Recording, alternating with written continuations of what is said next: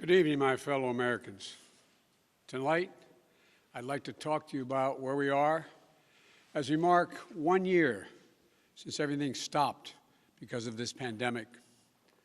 A year ago, we were hit with a virus that was met with silence and spread unchecked. Denials for days, weeks, then months. That led to more deaths, more infections, more stress, and more loneliness. Photos and videos from 2019 feel like they were taken in another era. The last vacation, the last birthday with friends, the last holiday with extended family. While it was different for everyone, we all lost something. A collective suffering, a collective sacrifice. A year filled with the loss of life and the loss of living for all of us. But in the loss, we saw how much there was to gain in appreciation, respect, and gratitude. Finding light in the darkness is a very American thing to do. In fact, it may be the most American thing we do. And that's what we've done. We've seen frontline and essential workers risking their lives, sometimes losing them, to save and help others. Researchers and scientists racing for a vaccine.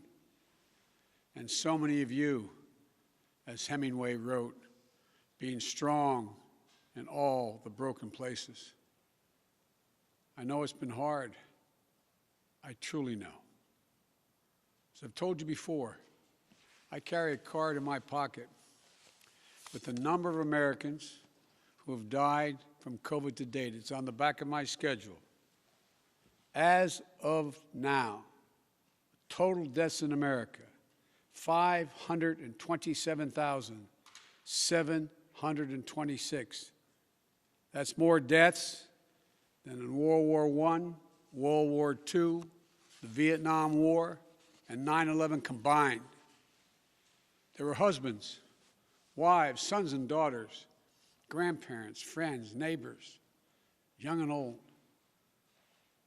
They leave behind loved ones, unable to truly grieve or to heal, even to have a funeral. But I'm also thinking about everyone else who lost this past year to natural causes, by cruel fate of accident or other disease. They too died alone. They too leave behind loved ones who are hurting badly. You know, you've often heard me say before, I talk about the longest walk any parent can make is up a short flight of stairs to his child's bedroom to say, I'm sorry, but I lost my job. Can't be here anymore. Like my dad told me when he lost his job in Scranton.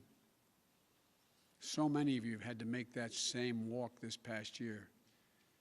You lost your job. You closed your business. Facing eviction, homelessness, hunger, a loss of control, maybe worst of all, a loss of hope. Watching a generation of children who may be set back up to a year or more because they've not been in school because of their loss of learning. It's the details of life that matter the most. And we miss those details, the big details and the small moments. Weddings, birthdays, graduations, all the things that needed to happen but didn't. The first date, the family reunions, the Sunday night rituals. It's all has exacted a terrible cost on the psyche of so many of us. For we are fundamentally a people who want to be with others, to talk, to laugh, to hug, to hold one another. But this virus has kept us apart. Grandparents haven't seen their children or grandchildren. Parents haven't seen their kids. Kids haven't seen their friends. The things we used to do that always filled us with joy have become things we couldn't do and broke our hearts. Too often, we've turned against one another. A mask, the easiest thing to do to save lives. Sometimes it divides us. States pitted against one another instead of working with each other. Vicious hate crimes against Asian Americans who've been attacked, harassed, blamed, and scapegoated. At this very moment, so many of them are fellow Americans. They're on the front lines of this pandemic trying to save lives. And still, they're forced to live in fear for their lives just walking down streets in America. It's wrong, it's un-American, and it must stop. Look, we know what we need to do to beat this virus. Tell the truth.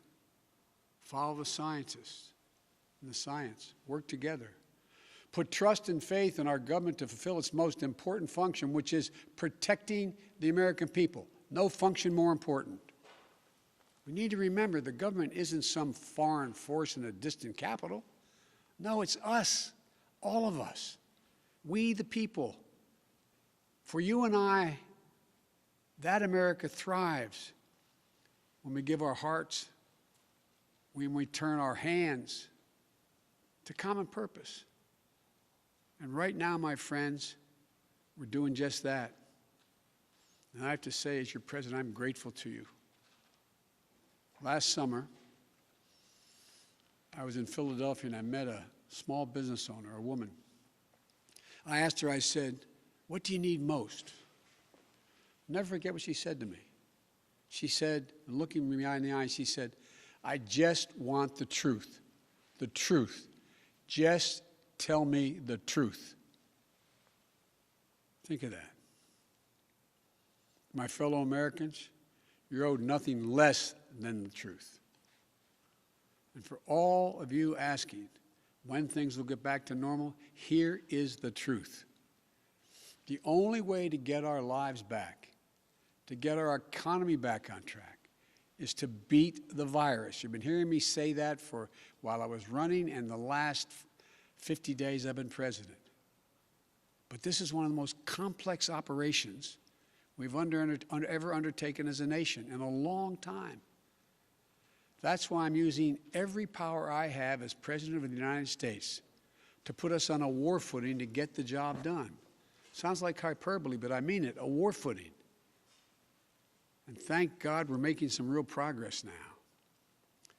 In my first full day in office, I outlined for you a comprehensive strategy to beat this pandemic. We've spent every day since attempting to carry it out. 2 months ago, this country didn't have nearly enough vaccine supply to vaccinate all or ever near all of the American public. But soon we will.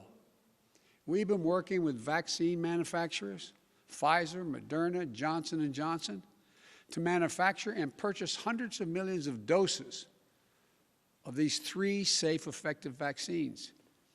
And now, at the direction and with the assistance of my administration, Johnson & Johnson is working together with a competitor, Merck, to speed up and increase the capacity to manufacture new Johnson & Johnson vaccine, which is 1 shot. In fact, just yesterday, I announced, and I met with the CEOs of both companies, I announced our plan to buy an additional 100 million doses of Johnson & Johnson vaccines. These 2 companies, competitors, have come together for the good of the nation, and they should be applauded for it. It's truly a national effort, just like we saw during World War II. Now, because of all the work we've done, we'll have enough vaccine supply for all adults in America by the end of May. That's months ahead of schedule. And we're mobilizing thousands of vaccinators to put the vaccine in one's arm, calling active duty military, FEMA, retired doctors and nurses, administrators, and those to administer the shots. And we've been creating more places to get the shots. We've made it possible for you to get a vaccine at nearly any one of 10,000 pharmacies across the country, just like you get your flu shot. We're also working with governors and mayors in red states and blue states to set up and support nearly 600 federally supported vaccination centers that administers hundreds of thousands of shots per day. You can drive up to a stadium or a large parking lot, get your shot, never leave your car, and drive home in less than an hour. We've been sending vaccines to hundreds of community health centers all across America, located in underserved areas. And we've been deploying, and we will deploy more, mobile vehicles and pop-up clinics to meet you where you live so those who are least able to get the vaccine are able to get it. We continue to work on making at-home testing available. And we've been focused on serving people in the hardest hit communities of this pandemic: Black, Latino, Native American, and rural communities. So what does all this add up to? When I took office 50 days ago, only 8% of Americans, after months, only 8% of those over the age of 65 had gotten their first vaccination. Today, that number is 65%. Just 14% of Americans over the age of 75 50 days ago had gotten their first shot. Today, that number is well over 70%.